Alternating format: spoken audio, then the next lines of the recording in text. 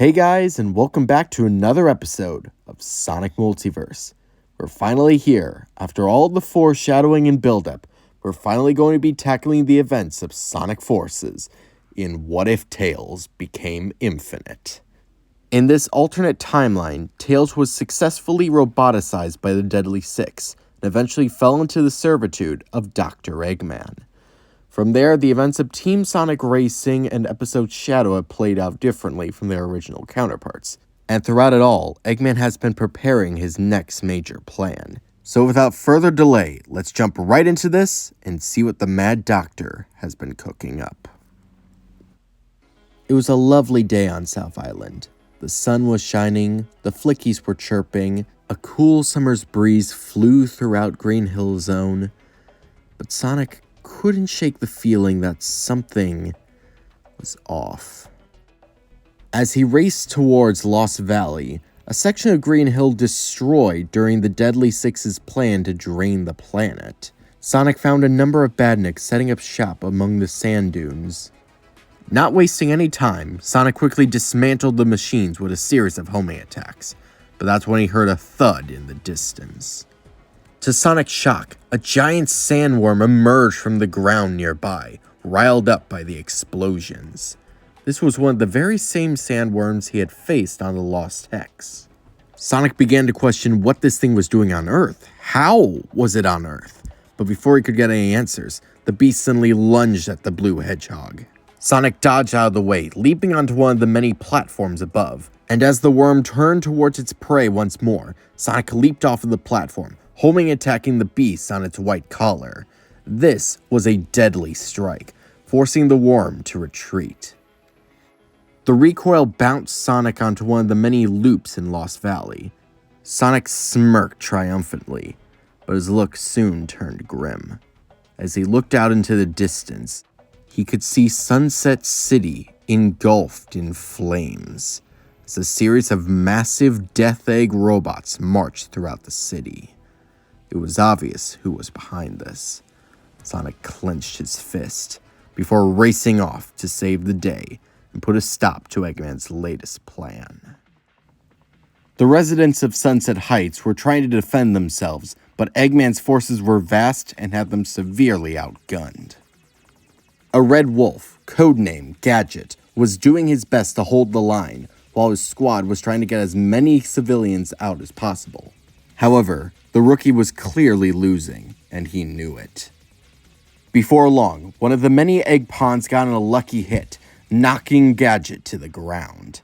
He closed his eyes, accepting his fate, when suddenly Sonic the Hedgehog came running in, wrecking all the machines.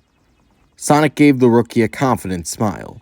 "Hey kid, think you dropped this." Sonic quickly handed the rookie his weapon, before running off once more. Gadget was left speechless, which wasn't unusual, but he had just met the Sonic the Hedgehog. Filled with a sense of vindication, the wolf plucked up courage and ran off to join his squad to continue the good fight. Out of the eyesight of the wolf, Sonic was racing around, smashing badniks to bits, with his confident smile replaced with that of a grim scowl. You see, Sonic hasn't been feeling himself the last few weeks, not since his adventure on the Lost Hex. Tails was gone, Eggman was still wreaking havoc, and Sonic couldn't help but blame himself. So, letting out his pent-up aggression on these badniks was strangely therapeutic for him. Sonic wasn't quite sure what he would do when he met the real Eggman, but he wouldn't have to wonder for long. As Sonic rounded a bend, he saw another battalion of egg pawns, being led by Dr. Eggman himself. Sonic, of course, wasted no time reducing these machines to nothing but scrap metal before looking at the fat overlord. "Eggman! Sonic, glad you could make it to your funeral. I'm giving you one chance, Doc. Call off the invasion before I finish you." "It will be your finish, Sonic. Behold the power of my ultimate masterpiece." Sonic viciously charged forward at his opponent, but before he could strike Eggman, he was suddenly knocked out of the air by a familiar black and red blur. Sonic looked up at the shadowy figure with a look of confusion, acceptance, and rage. Shadow? So you have joined Eggman. The figure didn't respond. Landing next to him was none other than Metal Sonic, Chaos, and Zavok. The latter of whom Sonic still had a particular grudge against. Sonic prepared to defend himself, but that's when he glanced up. A dark figure was descending from on high, with two tails blowing in the wind. Sonic was taken aback. No, it can't be. Sadly, it was. Hovering mere feet above the blue hedgehog was none other than his roboticized and weaponized little buddy. Tails? What have they done to you? I am Infinite, servant of the Eggman Empire, and you are my enemy. It took a moment for the blue hedgehog to snap out of the shock, but when he did, he turned to Dr. Eggman. What have you done? Simple. I just guaranteed my victory, and you dropped your guard. Infinite fired forth a deadly laser from his arm cannon, with Sonic only barely dodging a fatal blow. Sonic's tail and quills were singed simply by being nearby the laser. Come on, Tails, snap out of it. I don't want to have to fight you. Resistance would be futile either way. Infinite flew at Sonic at instantaneous speeds, striking the blue hedgehog. Sonic was taken aback. His little buddy had always been fast, but whatever Eggman had done to Tails made him faster than Sonic. The fox grabbed Sonic by the neck, strangling him. Please, Tails! The fox stared emotionlessly as his visor raised. The face of Miles Prower revealed itself to Sonic, with a few mutations. Surrounding his eyes was deep, dark war paint, and the irises themselves had taken on the same magenta hue as the mysterious gem on his chest. I already told you, I am infinite, and you are nothing to me.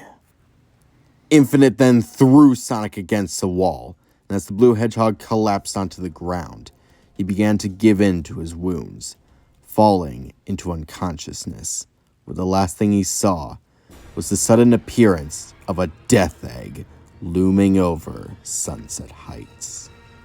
And little did the blue hero know, South Island wasn't the only place under attack.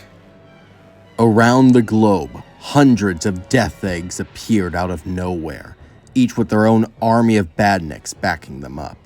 Whatever heroes were in the area tried their best, but were easily defeated by this monstrous machine, forcing them to retreat. The firepower Eggman possessed eclipsed any global security force, including the Guardians Unit of Nations. Gun didn't stand a chance. On that day, Eggman won. Sonic was defeated, the heroes were outgunned, and the world was now his to control. And little did the heroes know, Eggman had Tails and his Phantom Ruby to thank for the victory. Hours later, Sonic reawoke in a cell with his arms and legs shackled by energy cuffs. Though they greatly restricted his movement, it did not restrict his line of sight. He could directly see out of his jail cell and see the figure standing in front of him. You know, even under these circumstances, it's good to see it, Tails.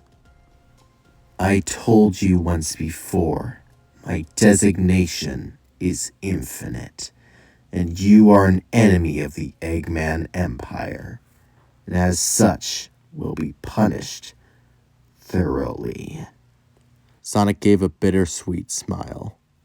I can take whatever pain you're cooking up, as long as I get to spend a bit more time with my little buddy. Your confidence in the face of trauma is admirable. Let's see how long that lasts. Infinite activated the Phantom Ruby before placing his hand on Sonic's forehead. The hedgehog screamed out in agony, witnessing several nightmarish images. As Infinite continued the illusionary torture procedures, he had to wonder, what exactly was Sonic seeing? Sonic's eyes reopened in a black, tar-like void. The blue hedgehog tried to get his bearings as he looked around, but there was nothing in sight. That was until a figure emerged from the shadows. Tails, as Sonic had known him before everything went wrong. You could have saved me, Sonic. You could have saved me.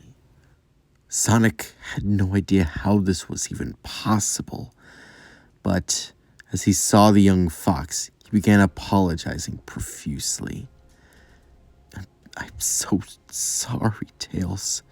The Deadly Six's trap, it was for me. You shouldn't have been the one to pay. Tails' eyes shifted to the color of infinites in the present. What kind of a hero lets his friends suffer in his place? You failed, Sonic. You failed me. And I'll make you regret that. As Sonic's torture continued, Eggman was back on Earth, exploring one of the many destroyed GUN bases. His radio frequencies lead to this very room. He must be around here somewhere. Eggman looked around the laboratory before spotting his prize. There, dangling from a hoist, was Omega's head.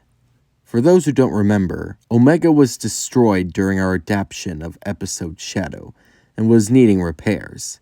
But since the fall of GUN, Omega has been abandoned. Well, if it isn't my rebellious little E-series. How are you feeling? Much better now for seeing you. I can finally enact my revenge. Right, whatever. Omega, your services are once more required. Welcome back to the Eggman Empire. And this is where we'll be leaving this what if for right now. So, where do you guys think this adaptation of Sonic Forces will be going? And who do you want to see in this what if? And most importantly, what do you think will become of Tails? Or rather, Infinite? Leave your thoughts in the comments below. I'm Comic Fan 13. I hope you have a good day.